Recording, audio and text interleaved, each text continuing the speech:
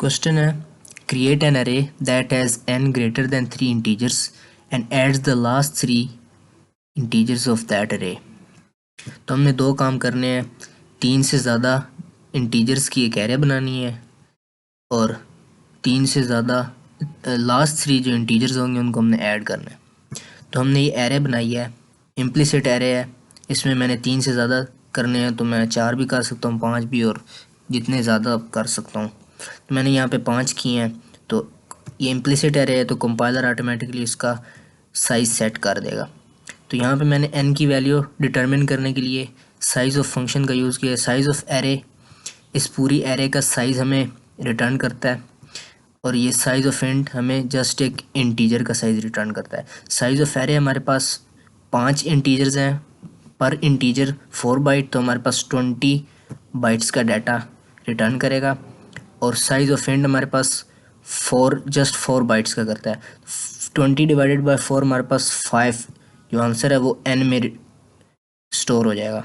तो ये नीचे variable sum is equal to 0, ये जस्ट एक्यूमुलेटर के लिए हमने वेरिएबल यूज़ किया है जिसमें ऐड अप होंगे जो भी डिजिट्स होंगे लास्ट 3। तो यहाँ पे हमने फॉर लूप लगाया है उन लास्ट 3 डिजिट्स को, इंटीजर्स को ऐड करने के लिए। इंट हमारे पास n-3, n जो है हमारे पास 5 है, तो हम -3 करेंगे तो हमारे पास इंडेक्स 2 आएगा।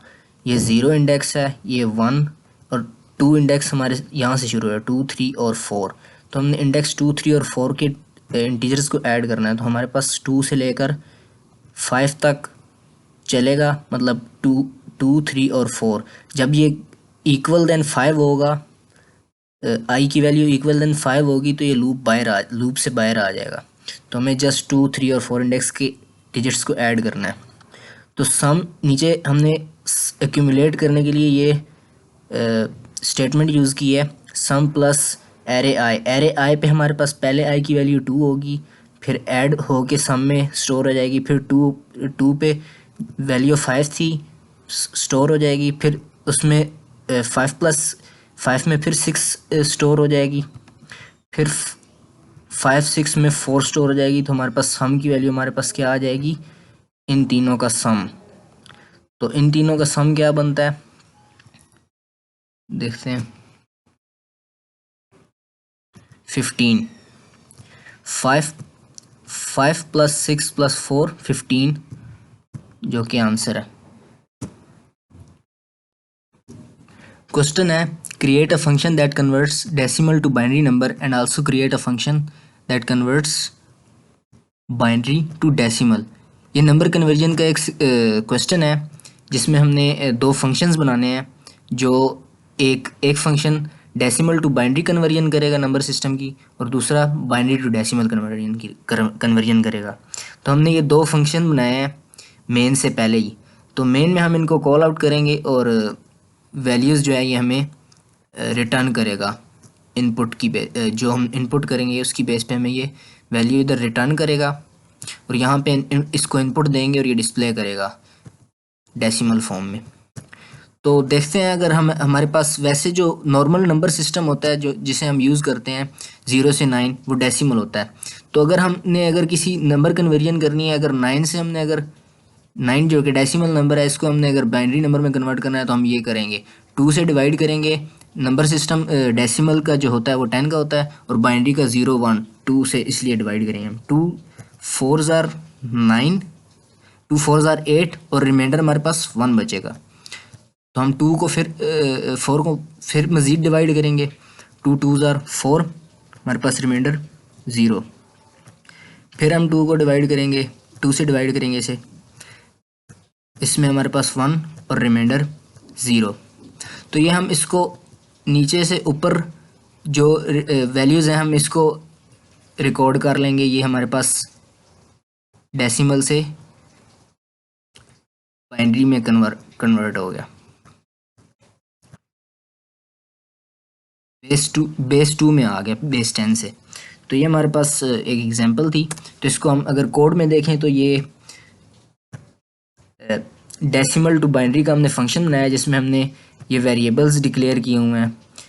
बाइनरी हमने ज़ीरो इसलिए लिया है क्योंकि एज एन एक्यूमुलेटर वेरिएबल काम करेगा, इसमें हम ऐड अप करेंगे। और प्रोडक्ट हमने वन इसलिए लिया है क्योंकि ये हमारे पास डेसिमल प्लेसेस में शिफ्ट करेगा, लाइक 10 से 100, 100 से 1000 हमने इसको शिफ्ट करना है क्योंकि नंबर सिस्टम में डेसिमल की पावर 10 होती है। तो इसलिए हम इसको इससे नीचे हम लूप में देख सकते हैं कि हम 10 से डिवाइड करते जा रहे हैं। तो ये फंक्शन इस तरह चलेगा, हम एक इनपुट लेंगे डेसिमल, और वो इस जो लूप है जब तक ये ज़ीरो नहीं हो जाता तब तक चलेगा। रिमाइंडर हमारे पास initially decimal modulus 2, modulus function हमारे पास डिवीजन के बाद जो रिमाइंडर होता है वो रिटर्न कर देता है। तो हम जो इनिशियल डेसिमल की वैल्यू हमारी है वो थी 9, तो 9 को 2 से डिवाइड करें तो हमारे पास रिमाइंडर शुरू में 1 बचता है। फिर हम अगर बाइनरी की वैल्यू देखें, बाइनरी की वैल्यू हमारे पास शुरू में 0 है, 0 plus remainder multiply by product, दोनों 1 है। तो ये बाइनरी 0 + 1 हमारे पास बाइनरी की वैल्यू शुरू में 1 आ जाएगी। फिर डेसिमल देखेंगे, डेसिमल को वो 2 से डिवाइड कर रहा है, 2 से डिवाइड 9 को 2 से डिवाइड कर रहा है, हमारे पास क्या आता है 4.5 आता है। चूंकि ये हम इंट में ले रहे हैं तो ये कंपाइलर 0.5 को इग्नोर कर देगा, एलिमिनेट कर देगा, और 4 जो है हमारे पास इसमें डेसिमल में आ जाएगा। और प्रोडक्ट हमारे पास जो कि 1 था वो अब डेसिमल प्लेस इससे शिफ्ट होके 1 पे आ जाएगा। पहले इस पे था हमारे पास डेसिमल प्लेस 0 पे थी, अब हमारे पास 1 पे आ गई है। तो ये हमारा तब तक चलेगा लूप जब तक डेसिमल की वैल्यू 0 नहीं हो जाती, ये हमारे पास कन्वर्ट कर रहा है। फिर हमारे पास जो भी वैल्यू बाइनरी में लास्ट में आ जाएगी वो ये रिटर्न करेगा, और ये इसकी इसलिए रिटर्न टाइप इंट है। तो दूसरा हमारे पास फंक्शन है binary to decimal conversion. Binary to decimal conversion भी उसी तरह ही है। हम 9 ले लें, 9 को हमने किया था तो वो 1001 उसकी बाइनरी आई थी डेसिमल से। और अगर हम 1001 को अगर इसमें कन्वर्ट करना चाहें तो हम ये देखें, ये जो बाइनरी नंबर होता है वो 2 की पावर में होता है, तो ये 0 पावर है, ये 1, ये 2, ये 3। तो ये ज़ीरो वाली वैल्यू हम 0 पावर पे वैल्यू हमारे पास 1 है, और 3 वैल्यू पे 1 है हमारे पास। तो ये क्या बचा 2⁻0 1, और 2⁻3 हमारे पास 8। तो हमारे पास टोटल वैल्यू हमारे पास 9 ही बनती है। तो ये हमारे पास इसको हम अगर कोड में देख लें तो हमारे पास इन मेन से जो वैल्यू हमने भेजी n वो इसमें आई, लेट्स से 9 आ गई।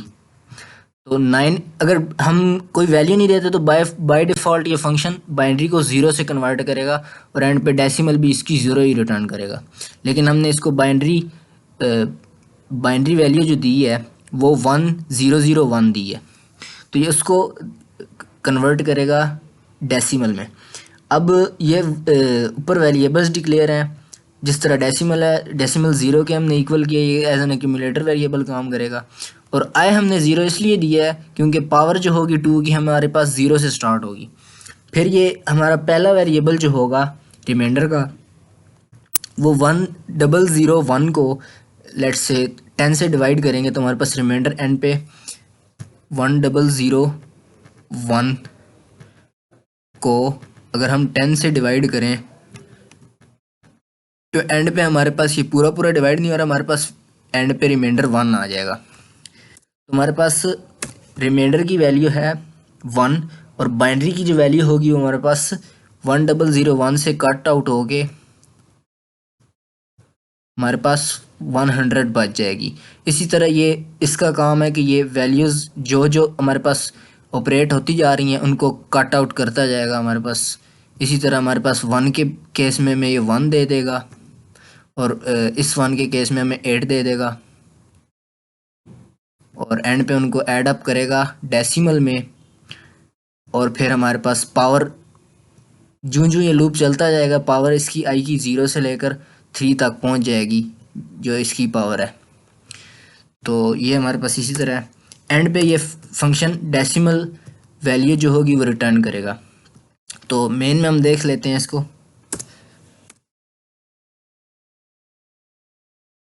हमने डेसिमल टू बाइनरी हमने इनपुट ली इस फंक्शन में, डेसिमल की इनपुट ली, तो वो हमें एन में स्टोर हो जाएगी।